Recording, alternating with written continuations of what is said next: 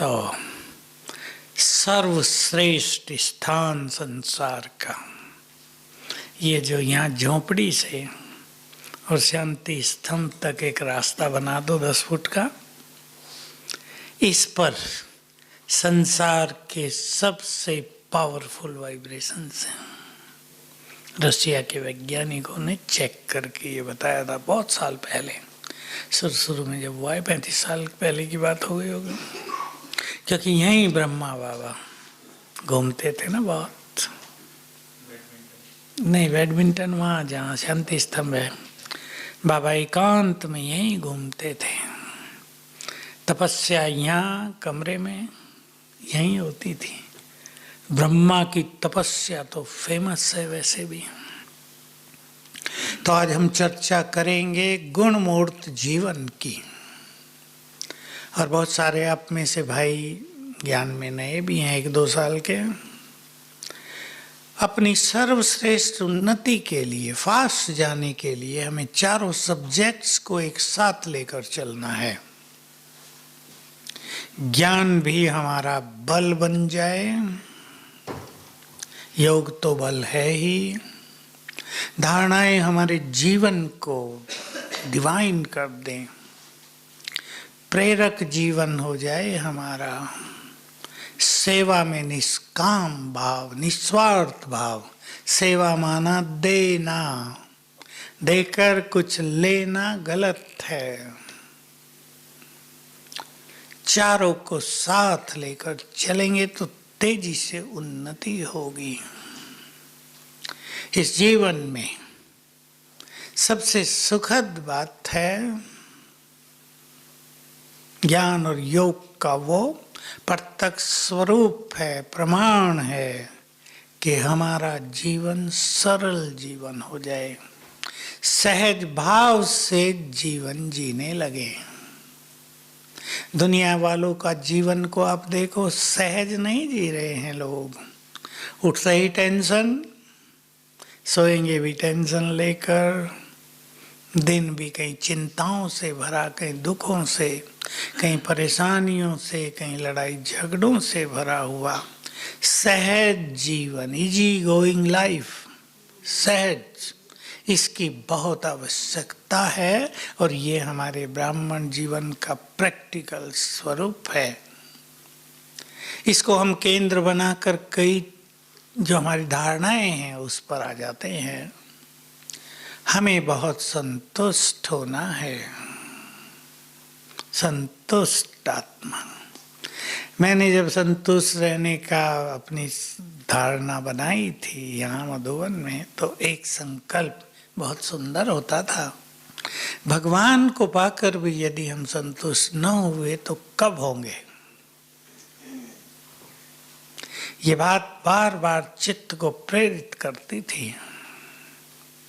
जिसकी खोज थी, जिसको ढूंढ रहे थे युगों से, वो सम्मुख आ गया, आ ही नहीं गया, सब कुछ दे रहा है। उससे हमें सब कुछ लेना है और संतुष्ट करना है स्वयं को। गीता के 2 अध्याय में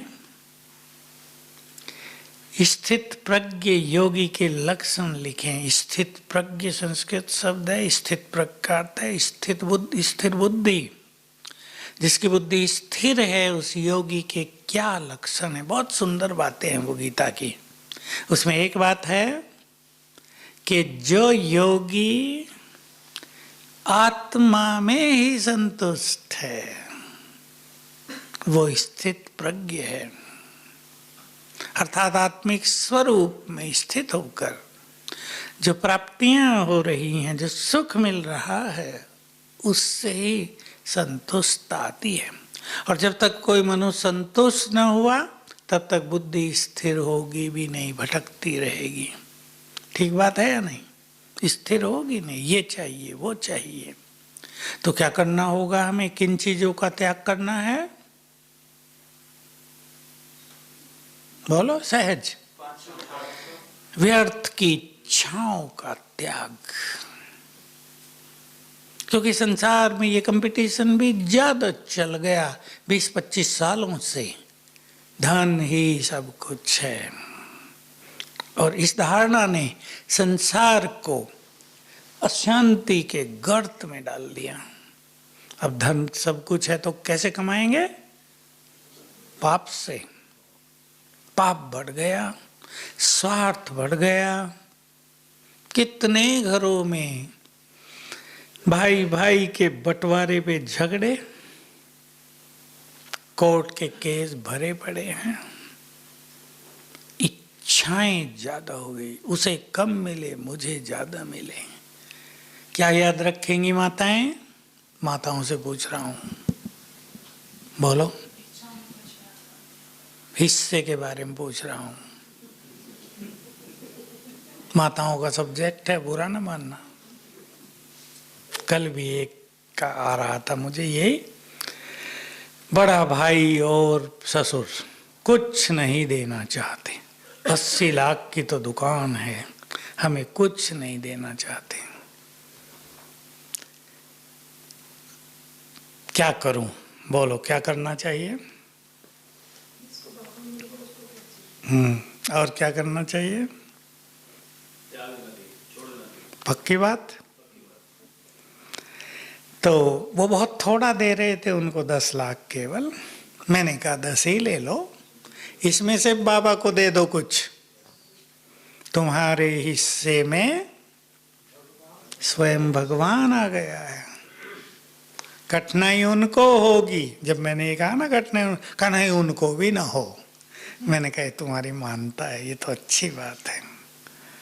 पर कर्म गति ही ये है, जो दूसरों का हिस्सा लेता है उन्हें कष्ट होता ही है। उनका कोरोना में चला जाएगा, किसी का कैंसर में जा रहा है, परेशानियों में जा रहा है, कोर्ट केस में जा रहा है। मैंने उसको समझा दिया, इतना ही लेकर शांत हो जाओ, तुम्हारे हिस्से में भाग्य विधाता है। खुश हो गई माता जी, ठीक है बस। तो ये इच्छाओं का त्याग, व्यर्थ की इच्छाएं जो धन को लेकर हैं, इनका त्याग करके हमें संतुष्ट आत्मा बन जाना चाहिए। क्या विचार है माताओं का? नहीं, माताएं चुप सी हो गई, ठंडी सी हो गई है कि ये तो गलत बात है। क्या कह रही माताएं? मैं सुनना चाहता हूँ, थोड़ा सबको बताऊंगा ना हमारी माताएं ऐसी है अच्छी।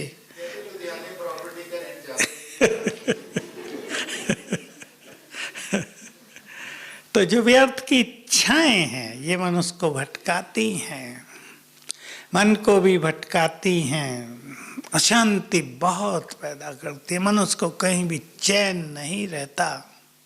इसलिए मैं सब ब्राह्मणों को एक बात कह रहा हूं आजकल, अब धन के पीछे न भागकर ईश्वरीय खजानों के पीछे भागो। और याद रखेंगे ये सिद्धांत, ध्यान से सुन लेंगे। जिनके पास ज्ञान धन बहुत होगा उन्हें स्थूल धन कमाने में मेहनत नहीं लगेगी। जो ईश्वरीय खजानों से संपन्न होंगे, स्थूल खजाने पीछे पीछे आएंगे। ये सिद्धांत है बाबा के, ये भगवानोवाच में आपको सुनाए हैं, ये चिंतन नहीं सुनाया, ये बाबा के महावाक्य हैं। और जो ईश्वरीय खजानों में अपूर्ण रह जाएंगे और जिनके पास करोड़ों की संपदा होगी, क्या होगा? करोड़ों बैंक में होंगे, वो हॉस्पिटल में वेंटिलेटर पे होंगे। अब क्या करें करोड़ों को, ये तो काम ही नहीं आ रहे। डॉक्टर कह देगा खाना नहीं है कुछ भी, नली डाल दी है, इससे थोड़ा बहुत चला जाएगा, दूध और पानी, बस यही जीवन है। ये स्थिति हो रही है और हो जाएगी। काम आएंगे सर्व खजाने, बाबा का साथ, हमारे पुण्य कर्म। ये बहुत अच्छी तरह सभी समझ लें, पुण्य ही मनुष्य के सच्चे मित्र हैं। मुझे लोग बताते हैं बस का एक्सीडेंट हो गया, सबको चोट लग गई, हम बाहर गिर के ऐसे ही बैठे थे जैसे कि नहीं बैठा दिया हो। एक ने बताया, बस में जा रहे, उसका ही लौकिक टीचर पहले का, उसने कहा भाई ये सीट मुझे दे दो बेटा, तुम आगे आ जाओ। मैंने दे दी, टीचर है हमारे, आ जाओ। अब एक्सीडेंट हुआ कार बस का, उसको तो उस सीट पर बहुत चोट लगी और कहा मेरा जो कांच था वो उस एक्सीडेंट में निकल के कहाँ गिरा और मैं बाहर गिर के एक छोटी सी पहाड़ी सी थी उस पर ऐसे बैठा जैसे योगी बैठ जाते हैं। मुझे बड़ा आनंद हुआ, वाह ये क्या हो गया। देखो टीचर ने बेचारे ने मुझे बचा दिया, उसको चोट लग गई। तो पुण्य बहुत बड़ी चीज है, पुण्यों का खजाना खाता सबको बढ़ाते चलना है। आगे चलें, चिंतन करना इन सब बातों पर, एक एक का विस्तार है। बोल से सुख देना बहुत बड़ा पुण्य है। अपने बोल से अपने घरों में शांति और प्रेम का माहौल बना देना बहुत बुद्धिमानी है। बोल बिगड़ते हैं तो घरों में अशांति होती है। बोल कैसे हों? अब भाई बताएंगे इसको, नहीं तो माताएं कहेंगी हमारे पीछे पड़ गए। कैसे हों बोल? सुख देने वाले, सॉफ्ट, निरहंकारिता वाले। और सबसे अच्छे बोल होंगे वरदानी बोल। हम बोलें और दूसरों के कष्ट मिट जाएं, हम बोलें और दूसरों की समस्याएं समाप्त हो जाएं। बोल में वाइब्रेशंस होते हैं ना, तरंगे फैलती हैं। बोल सुखदाई। कैसे बोलना हो? हाँ नहीं, ये तो इसका अपोजिट हो ही गया। और बताओ जरा। कि बहुत कष्ट हो, हर्ट हो जाएं लोग, दिल दुख जाए, दिल से बद्दुआएं निकलने लगे हमारे बोल सुनकर, ऐसे बोल ना हो। हमें दुआएं देनी हैं। क्यों देनी है दुआएं? कौन है हम? इस देव देवियां, पूर्वज। हमारी दुआएं लोगों का कल्याण करेंगी। देखो आप तो यहाँ आए हैं, पर हम सब जो यहाँ के वासी हैं उन्हें एक चीज़ का बहुत ध्यान रखना। आज मैंने अपनी एक चर्चा में, हमारे किचन वाले बैठते हैं ज्ञान सरोवर के, उनसे कहा ये बात, हम एक ऊंचे स्थान पर हैं, बाबा ने कहा हुआ है। ये स्थान लाइट हाउस हैं और हम हैं पूर्वज। हम इमोशनली भी संसार से जुड़े हुए हैं, भावनात्मक रूप से। हमारे संकल्प भी संसार को चैन देंगे।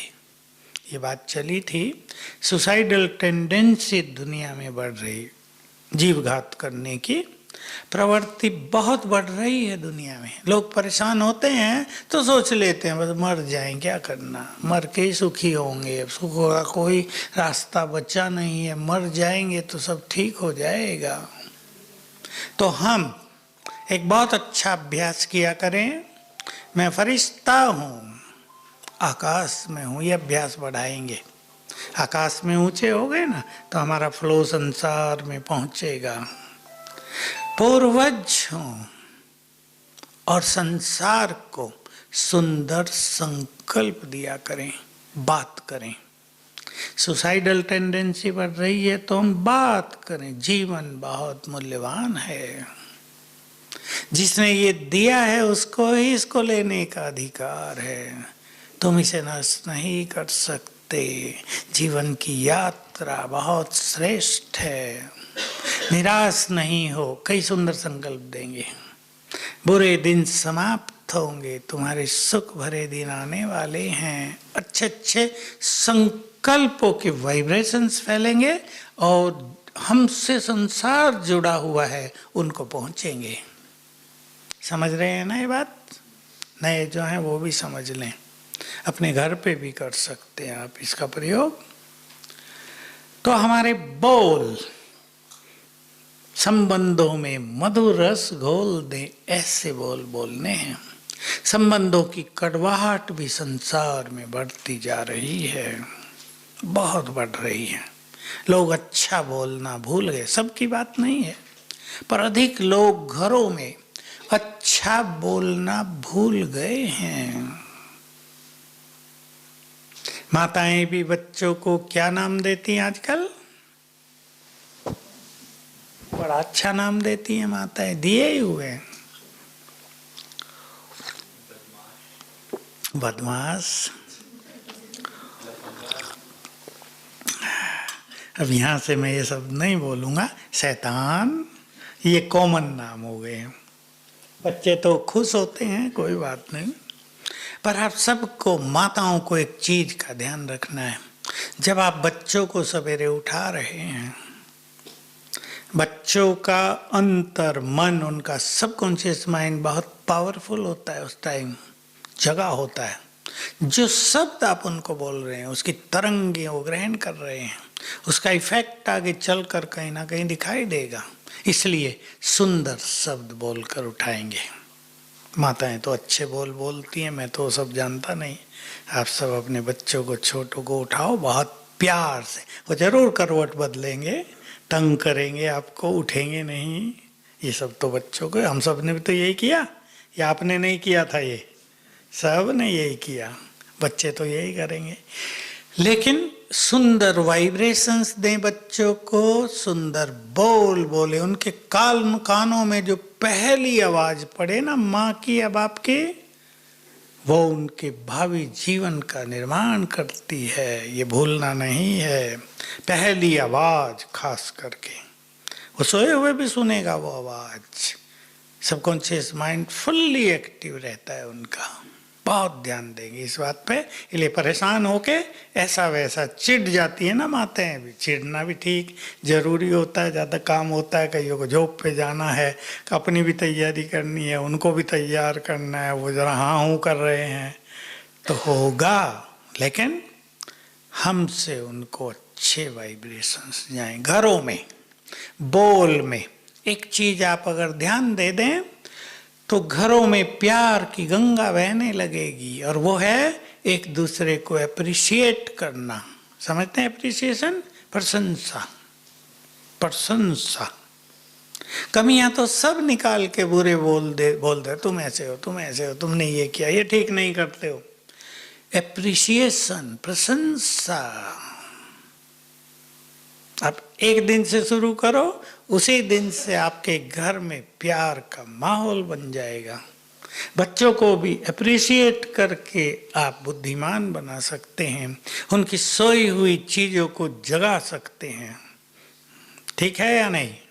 बच्ची बहुत खुश हो रही मेरी बात सुन के। कौन सी क्लास में तुम? 7th, 10th, 9th? बहुत खुश हो रही है। तुम्हारे काम की बात आ रही है ना? तुम भी सवेरे जब उठो तो मैं बुद्धिमान हूँ 3 बार याद किया करो। मैं बुद्धिमान हूँ, मेरी मेमोरी पावर परफेक्ट है। देखो कितना सुंदर होगा। तो बोल, जैसे बोल हम सुनना चाहते हैं वैसे ही सुनाए भी। सब चेंज करेंगे। केवल सुन के खुश नहीं होंगे, हाँ बहुत अच्छी बात सुना दी, चेंज कर दो। आज से हम विभिन्न परिस्थितियों में, बोल तो परिस्थितियों में भी करते हैं ना। कोई आपको तंग कर रहा हो, कोई आपकी इंसल्ट कर रहा हो, कोई आपको बुरा बोलता हो बार बार, मन उसको गुस्सा आएगा। लेकिन विभिन्न परिस्थितियों में अपने बोल अच्छे रखना, ये एक शक्तिशाली आत्मा की पहचान है। इस पे सभी बहुत ध्यान देंगे और आगे चलें। बहुत आगे हमें बढ़ना है। अध्यात्म का एक प्रैक्टिकल स्वरूप है निरहंकारी जीवन। जो भी ज्ञान में चल रहे 2, 4, 5 साल से भी, वो ध्यान दें। अपने अहम को पहचान कर उसे नष्ट करते चलना है। पहचानना पहली चीज। बहुतों को पहचान नहीं होती। और अहम का, ईगो का सूक्ष्म रूप क्या होता है? मैंपन, मैंपन। और सभी याद रखेंगे, ध्यान से सुन लेंगे। बाबा हम सभी को अपने महान कार्य में यूज करता है। हमारा कर्तव्य है केवल अपने को योग्य बनाना, सेवा वो हमसे लेगा। लेकिन अगर हमारे पास मैंपन आ गया किसी योग्यता का, तो वो हमें यूज नहीं कर पाएगा। फिर हमारी अपनी जो है ना, जो योग्यताएं हैं वही यूज होंगी। लेकिन वो हमें यूज करे तो हमारी योग्यताओं से हजारों गुना बड़ी सफलता हमें मिलती रहेगी। इसलिए निरहंकारी बनना है। बाबा का एक महावाक्य सुना देता हूं। अव्यक्त मुरली चलाते हुए शिव बाबा ने ब्रह्मा बाबा के लिए कहा कि ये आत्मा नंबर 1 इसलिए गई क्योंकि इसने मैंपन को सबसे पहले जीता। बहुत जीत लिया था बाबा ने। एक अव्यक्त मुरली में भी आ गया, बाबा ने अपने अधिकारों का भी त्याग कर दिया। कमरा भी पुराना था, ये तो अब सुंदर बनाया है।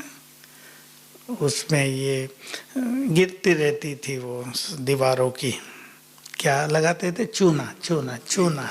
पहले सीमेंट ज़्यादा अच्छे नहीं आते थे, चूने से चिनाई होती थी और गिरती रहती थी। बरसात में पानी भी टपकता रहता था। ये हवाई महल इसको कहते हैं। इधर 3-4 कमरे हैं ना।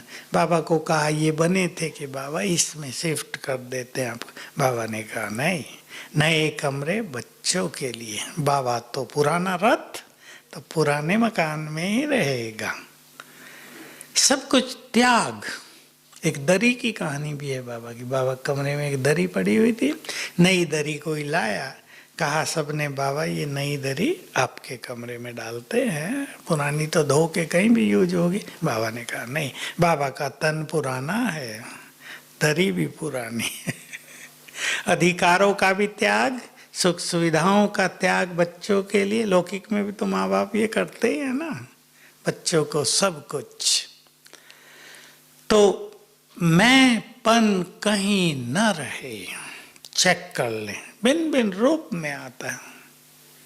मैं घर की मालकिन हूँ, चेक करेंगे सभी। मैं घर में कमाने वाला हूँ, मैं न कमाऊँ तो काम ही न चले। मैं मालिक हूँ। बहुत सारे स्वरूप हैं मैं के। मेरे में ये योग्यता है, समाज में मेरा बहुत नाम है, मुझे बहुत सम्मान मिला है, मेरे परिवार बच्चे बहुत योग्य हैं। सब मैंपन में मैं बहुत धनवान हूँ, बुद्धिमान हूँ। क्या रखेंगे याद? मैंपन जाए, क्या याद रखेंगे? बोलो, बहुत प्रैक्टिकल चीज।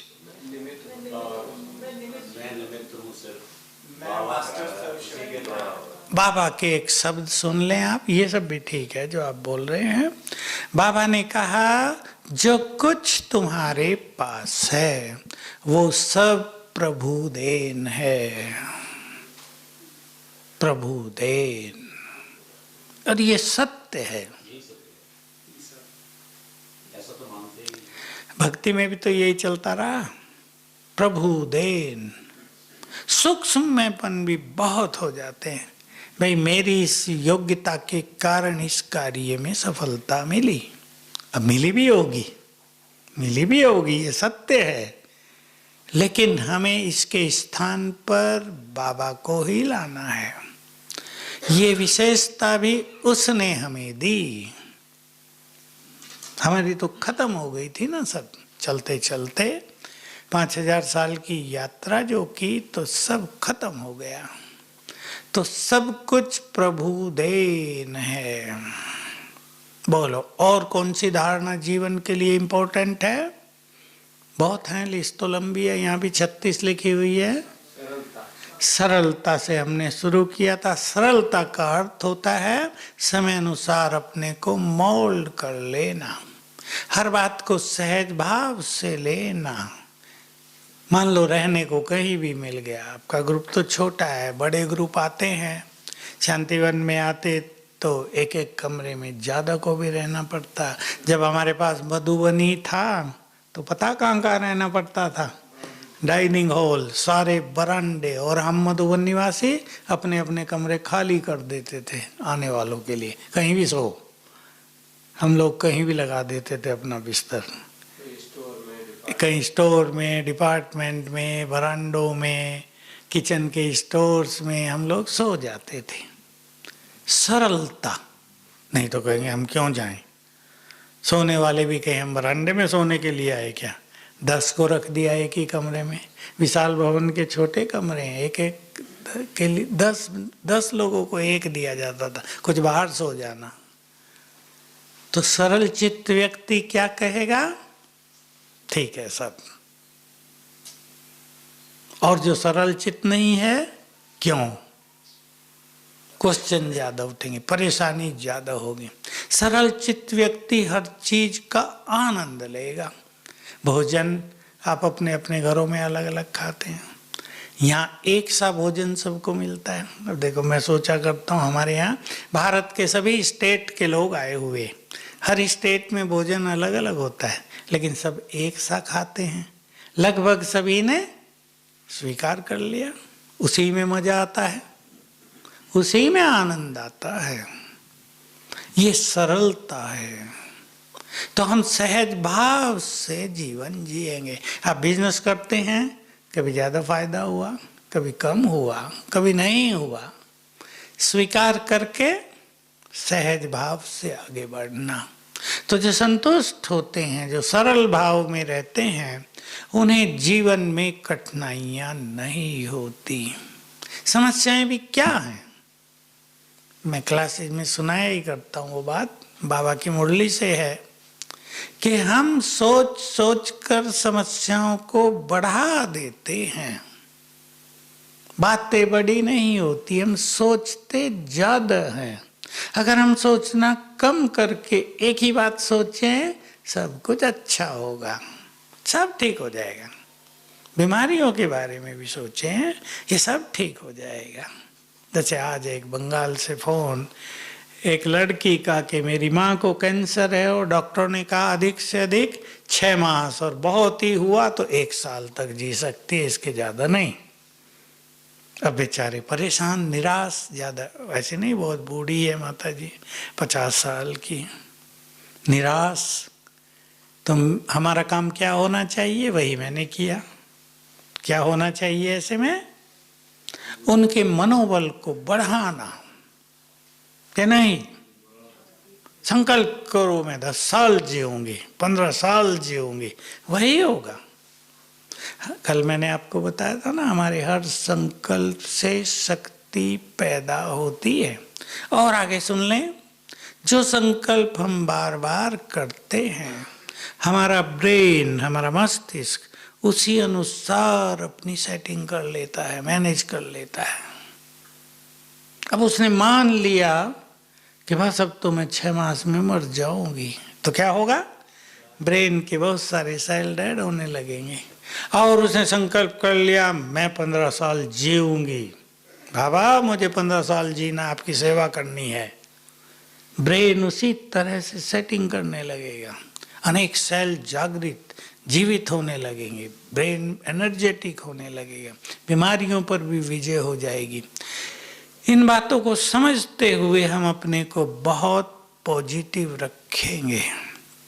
तो हमें ध्यान देना है, बहुत सुंदर सिद्धांत है, जो कुछ हम दूसरों को देते हैं वही, हाँ, डबल होकर भी, डबल होकर हमारे पास वापिस आ जाता है।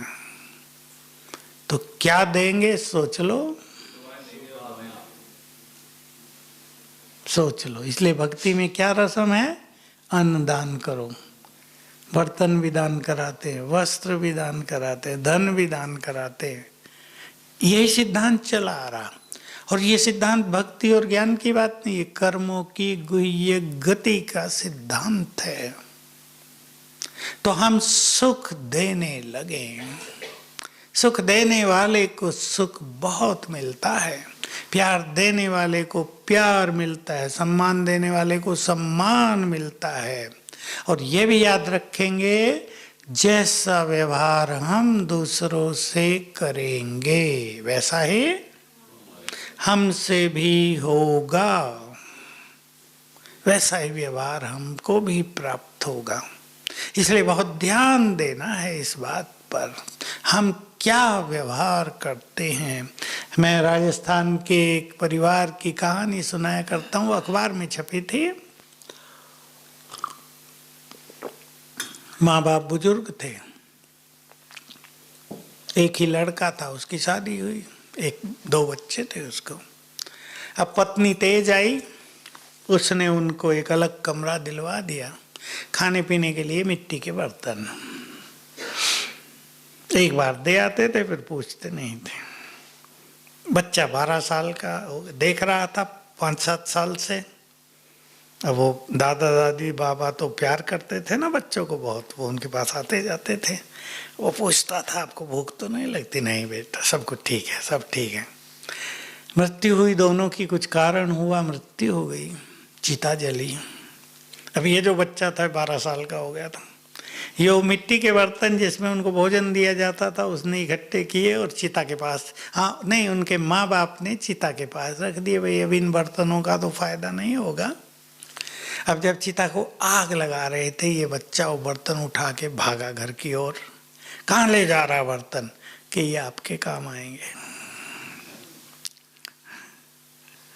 जैसा व्यवहार हम दूसरों से करते हैं, सभी को सीख लेना है। अपने बड़ों से जैसा करते हैं, प्रथा हो गई ना आजकल समाज में, माँ बाप सभी नहीं पर 50% पर आ गई है।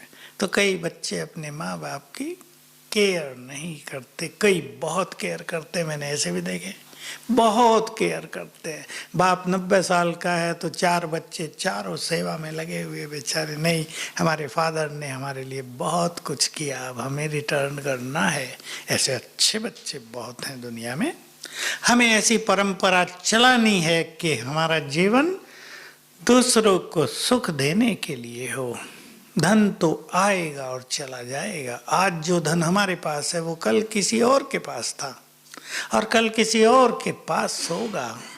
धन तो गति है, इसमें गति है, ये स्थिर नहीं है। धन जितना हम दूसरों को सुख देने में लगा दें उतना ही हमें सुख मिलेगा और धन भी बढ़ेगा। धन में फ्लो है, प्रवाह है, सभी सुन ले छोटे भी। इसका फ्लो अगर हमने रोक दिया तो उधर से आना भी रुक जाएगा। इसलिए इसको परोपकार में भी लगाते रहना। इसलिए हिंदू धर्म में, हमारे भारत में 10% अपनी आमदनी का परोपकार में, धर्म के कार्यों में लगाने का सिद्धांत ही बना दिया था आचार्यों ने। और वो इसलिए कि मनुष्य में देने की प्रवृत्ति बनी रहे। तो 2 लाइनें हैं आज भी, एक देने वालों की और एक लेने वालों की। हम किस में हैं सोच लें। हमारा अंतर मन हमेशा दूसरों से डिमांड करता है या हमारे अंतर मन में ये समाया हुआ है कि हम सबको देंगे, हम देने वाले रहें जीवन भर, लेने की कामना नहीं। लेने वाले हमेशा अभाव में जीते हैं और देने वाले भरपूर जीते हैं। तो बहुत सुंदर समय हम सबके सामने आया है।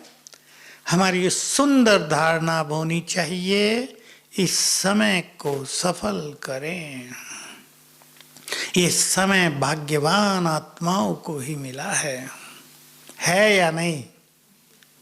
भगवान का मिलन, वो भाग्य बांट रहा है, वो सवेरे सवेरे वरदान लुटाता है, वो हमारी जन्म जन्म की भक्ति की जितनी भी कामनाएं थी सबको पूर्ण कर रहा है। अब तब भी की थी, अब और ज्यादा कर रहा है। तो ये सुंदर समय, इसका पूरा फायदा उठाएंगे चिंतन से। चिंतन से एक चिंतन दे रहा हूं मैं आपको इस सुंदर समय पर। लिख लो लिखने वाले, हमें अच्छे से अच्छा क्या कर लेना चाहिए। प्लान बनाएंगे अपना, जिस स्थिति परिस्थिति में आप हैं उसमें अच्छे अच्छे से अच्छा क्या कर लूं, चिंतन करेंगे रोज रोज, अच्छे से अच्छा कर लें। ये अवसर एक बार चला गया, दोबारा हाथ में नहीं आएगा। मैं सोचा करता था, जब अब से 50 साल पहले सोचता था, यहाँ बाबा आते थे, अव्यक्त बाबा, ये हॉल भी नहीं था, नीचे वाला हॉल था।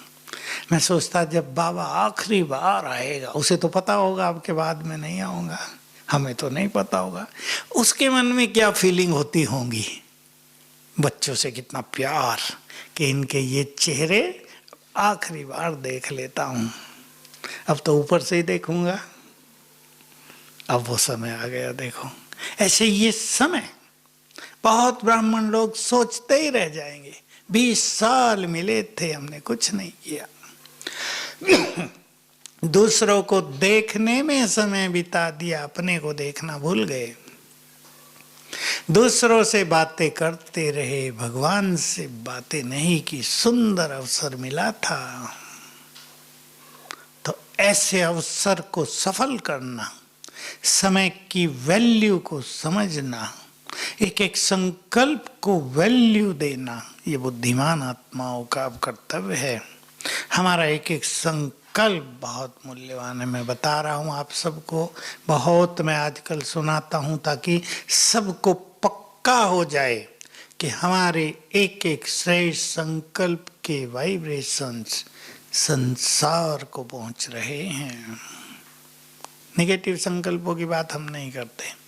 हमारे सुंदर संकल्प, हमारे शुद्ध संकल्प, हमारे कल्याणकारी संकल्प विश्व परिवर्तन के कार्य में बहुत सुंदर भूमिका निभा रहे हैं। इसलिए हमारे एक एक संकल्प का महत्व है। बाबा के शब्द, तुम्हारा एक एक संकल्प बहुत महान है और एक एक सेकंड बहुत मूल्यवान है। याद आया करेंगे ये दिन। ये भी मेरा अपना चिंतन था यहाँ मधुबन में। कभी मैंने इस पर लिखा भी था ज्ञान अमृत में, याद आया करेंगी ये घड़ियाँ। कहाँ भगवान का मिलन होता था, हर हफ्ते 2 बार आते थे बाबा, बड़ा सुखद अनुभव होता था। अब हम भी उस अनुभव को याद करते हैं। जिन्होंने उसका सुख नहीं लिया वो वैसे याद करते हैं। तो भगवान के मिलन का सुख मिल रहा है। अब अपने मन को दुनियावी आकर्षणों में भटकाने का समय नहीं है। माया ने भी जाल फैला दिया ना बहुत बड़ा। कौन सा जाल है युवकों के लिए? Mobile, net. इससे भी बचना है, बस जितनी जरूरत हो उतना ही, नहीं तो इसमें ही सारी गंदगी इसमें है, सारी माया इसमें भरी हुई है। बहुत बच्चों का हाल बिगड़ रहा है इससे। वो सुनते भी नहीं, माँ बाप के भी नहीं सुनते, वो चस्का ऐसा लग जाता है, एडिक्शन। और ये एडिक्शन मानसिक रोगों को जन्म दे रहा है। इसलिए हर चीज में संयमित रहते हुए अब समय का पूरा लाभ उठाएंगे। अपने जीवन को बहुत सरल, निरहंकारी, नम्र, सॉफ्ट, स्वीट, ये हमारे ज्ञान के लक्षण है ना। हमें क्रोध आता रहे बात बात में तो लोग भी हंसेंगे तो सही ना हम पे, कि सबको शांति का पाठ सिखाने वाले बहुत गुस्सा करते हैं, हमें भी लज्जा आएगी। और क्रोध जो है न केवल शांति को भंग करता है बल्कि एकाग्रता को नष्ट करता है, विवेक शक्ति को नष्ट करता है। इसलिए चित्त को शांत करना है। सवेरे उठकर पहले 5-7 मिनट में सुंदर संकल्पों से अपना श्रृंगार किया करें। मैं बहुत भाग्यवान हूँ, शांत हूँ, भगवान का मिलन हो गया, उसके कितने समीप आ गए। वो स्वयं हमारा भाग्य बना रहा है। जितने सुंदर विचारों से शुरुआत करेंगे दिनचर्या की, उतना ही दिन सुंदर, उतना जीवन सुंदर। तो उठेंगे इस तरह विचार करके, मुस्कुराएंगे और सोएंगे तो भी मुस्कुराते हुए तो भाग्य भी मुस्कुराता रहेगा। तो बहुत अच्छा किया आप सभी ने।